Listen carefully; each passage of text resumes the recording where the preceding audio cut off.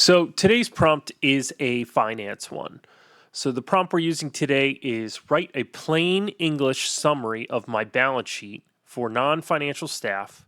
Explain what each section means and why it matters. So I uploaded a sample balance sheet here with just a bunch of sample numbers and account names. You would obviously upload yours, and the agent here has replied with what a balance sheet is, gives us a brief description of what a balance sheet is, and then it starts going into each of the individual sections.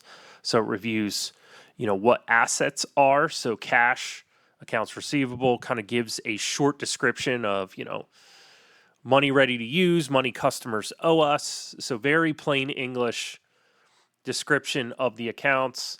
Does the same thing for the liabilities, same thing for equity. So this is a great prompt to use when you're trying to explain any complicated document, whether it's a financial document or some other long document that may have a bunch of technical information in it.